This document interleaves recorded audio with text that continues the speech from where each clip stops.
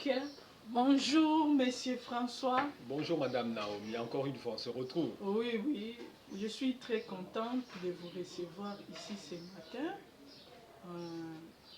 Aujourd'hui, nous allons un peu parler des enjeux politiques qui se passent dans notre pays. Le peuple congolais est fatigué de tous les politiciens et puis le peuple congolais n'a plus d'espoir à donner aux hommes politiques.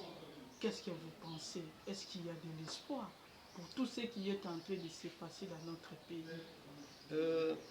D'abord je commence par les politiciens. Ce qui m'étonne dans ce pays, c'est le fait que les gens pensent que la politique de ce pays se limite à quelques personnes.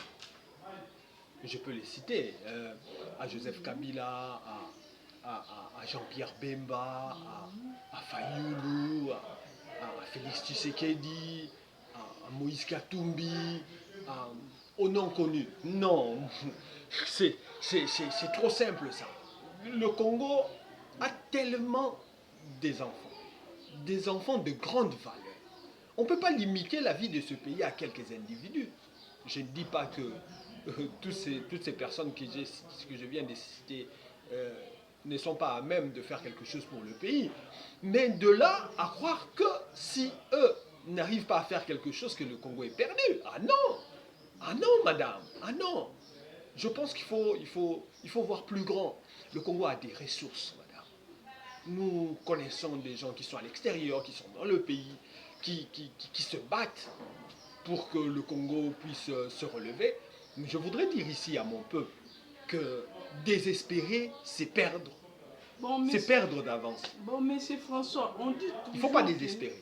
Le problème de la RDC n'est pas un problème des hommes politiques, c'est beaucoup plus un problème de système. Le système qui est en place là, c'est ce qui n'est pas bien.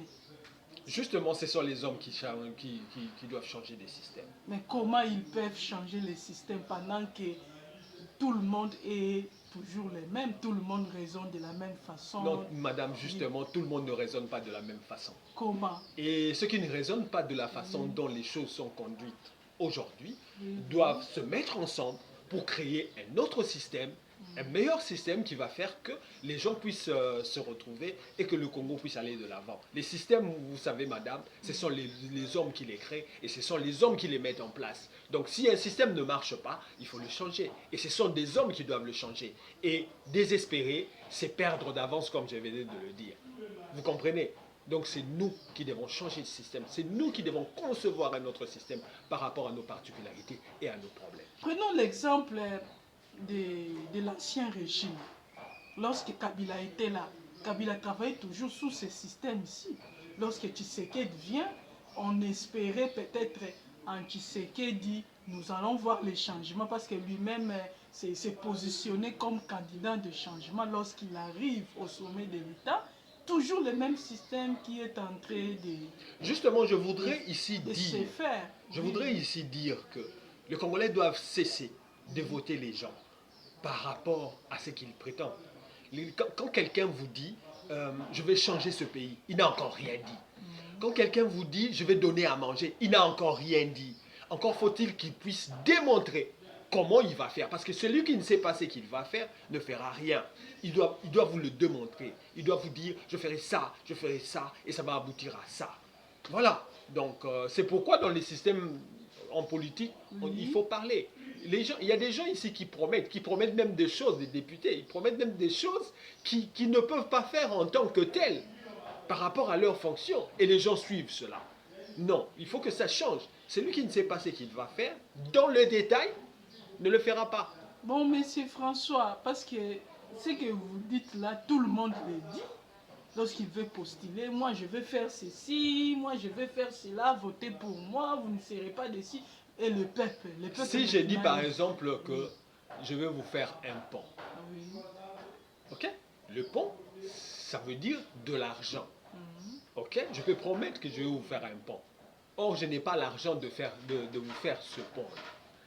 Donc, je dois vous expliquer comment j'aurai l'argent, comment nous aurons l'argent pour faire ce pont. Vous comprenez? C'est ce que je veux un peu vous dire. par rapport au pays, quand on dit je veux développer la RDC, mais tu dois expliquer comment tu vas faire pour que la RDC se développe. Vous devez expliquer à la population que nous devons faire ça, nous devons faire ceci, comment je vais arriver, nous allons procéder comme ceci pour arriver à tel résultat. Monsieur François, est-ce Voilà, que... promettre tout simplement, tout le Oui. monde peut le dire. Hein. Je ferai ceci, je vais développer le pays, mais comment?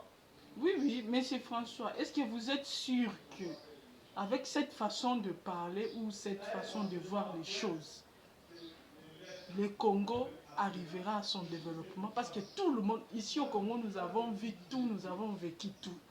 Tout le monde vient toujours comme ça, avec un très bel discours comme ça. Nous allons faire ceci, nous allons faire cela. Et la pratique, c'est autre chose. Sérieusement, madame, Oui. au Congo, il n'y a pas de bon discours. Il n'y en a pas. Il n'y en a pas. Je suis méticuleusement nos élections et les élections des autres. Il n'y a pas de personne ici qui vous explique en détail ce qu'ils feront de votre pays. Il n'y en a pas. Ce sont de promesses toutes faites. Je vais développer le Congo, point barre. Je vais mettre l'électricité, point barre. Je vais faire ceci, point barre. Mais comment arriver à tout ça? Il faut créer un système. Comment le faire? Très bien. Il faut expliquer. Il n'y a pas des gens qui expliquent, qui vous mettent là devant et ils expliquent. Quelques rares personnes le font. Quelques rares. Et le plus souvent, les gens qui arrivent quand même à fournir des idées sont négligés. Parce qu'ici, dans notre pays, il y a plus le fanatisme. On est fanatique de telle personne, on est fanatique de telle personne, et on pense qu'il est leader. Être leader, madame, c'est montrer le chemin par lequel on va passer pour arriver à des résultats. C'est ça un leader, c'est le timonier, c'est celui qui montre le chemin par lequel on va passer. Des gens comme... et puis, on est même arrivé au point de dire que pour être leader, il faut avoir de l'argent. Je ne comprends plus rien. Mais Mahatma Gandhi n'avait pas d'argent. Mao Zedong n'avait pas d'argent. Même le maréchal Mobutu n'avait pas d'argent. Adolf Hitler n'avait pas d'argent, mais il avait des idées. Est-ce que vous êtes sûr que... avec Ce sont les idées qui développent un pays. Très bien. Est-ce que vous êtes sûr que la politique qui est dans notre pays, c'est une politique qui est caractérisée par manque d'idées ou par manque de volonté? Par manque d'idées. Non, par manque de volonté. Madame, Oui.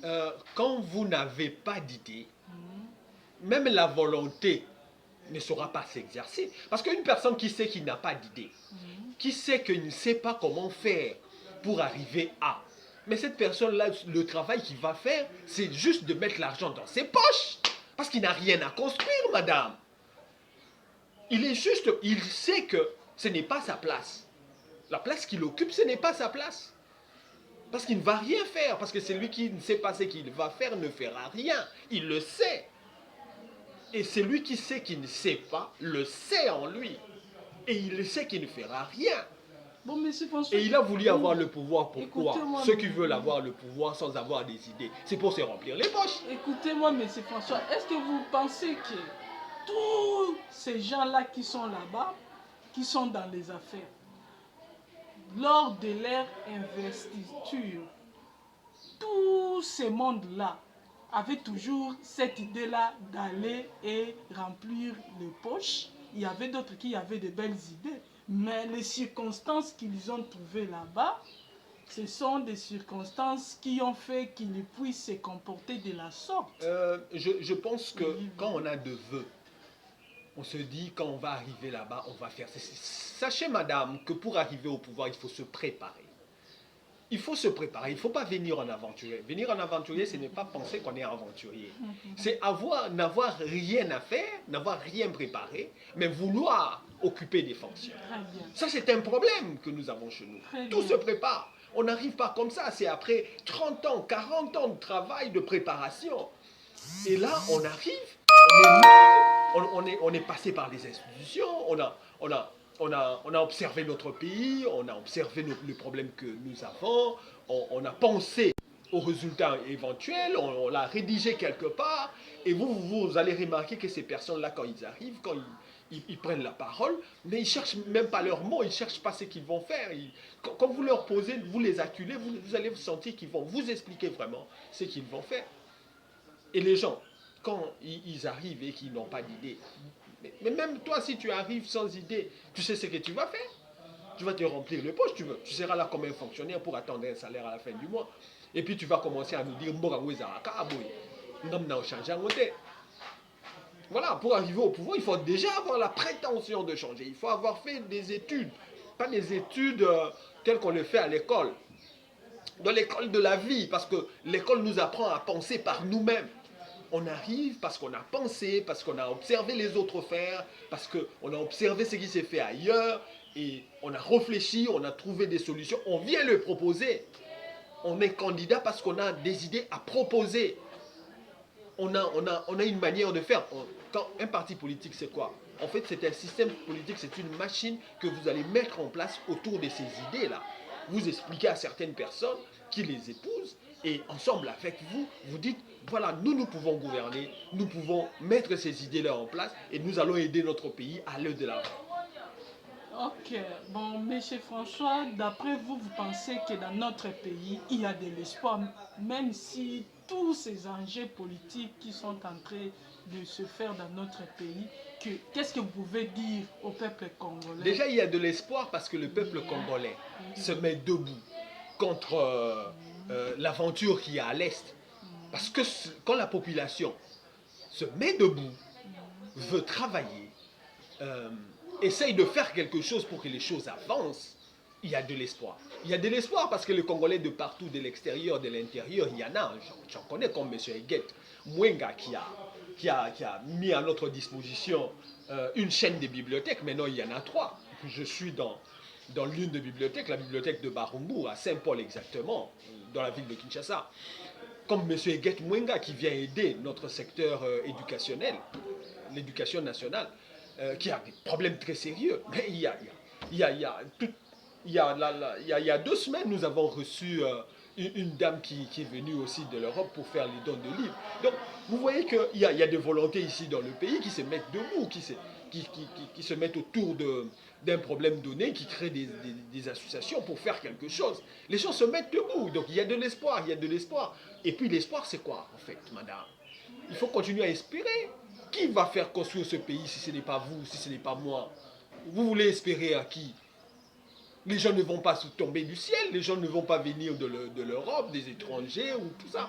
Oui, on veut bien, mais il faut qu'ils soient ici, il faut qu'ils vivent ce problème de l'intérieur, il faut qu'ils analysent notre situation parce que c'est une situation particulière. C'est nous, madame, qui, en nous mettant debout, en réfléchissant, en proposant des choses, surtout en travaillant, c'est nous qui allons changer ce pays, c'est nous qui allons développer ce pays. C'est comme avant hein, à l'époque du maréchal, on avait proposé un concept qu'on appelle le salongo. Ce n'est pas le salongo ici que nous voyons où on cherche un peu d'argent. Certaines personnes passent alors qu'il n'y a pas de travail. Les gens chantaient, ils travaillaient en chantant. Ils étaient très contents. Salongo, salongo, alinga moussala. Je me souviens encore de cette époque-là. Il y a de l'espoir. C'est en peu de temps, le Congo, ex-Congo, devenu Zaïre, s'était relevé. Parce que ce peuple, madame, a un génie. Ce peuple, madame, a une capacité de travail extraordinaire. Ce peuple, madame, sait se défendre. Vous voyez des avenues ici, Sayo, Mayeng, ce sont des victoires que notre force publique a remportées. Et ce peuple aujourd'hui sait se battre et remporter des victoires. N'oubliez pas, nous n'ayez pas la mémoire courte. Nous sommes un grand peuple. Nous sommes un grand peuple. Il y a seulement des usurpateurs, des gens qui viennent, qui bloquent de postes et qui n'ont rien à donner et qui aujourd'hui commencent à arriver à vous faire croire à vous que le Congo n'a pas d'espoir. Ah non. Chaque jour, des enfants naissent, des génies naissent, des volontés naissent. Tant que les femmes, sans que vous, nos femmes, continuerez à mettre des enfants au monde, il y aura de l'espoir pour le Congo. Et tant que nous continuerons à travailler, parce que nous devons construire le Congo de nos propres mains. Ok, merci beaucoup, Monsieur François. Très content. C'est à moi de vous remercier. Ok, merci beaucoup prochainement. Merci.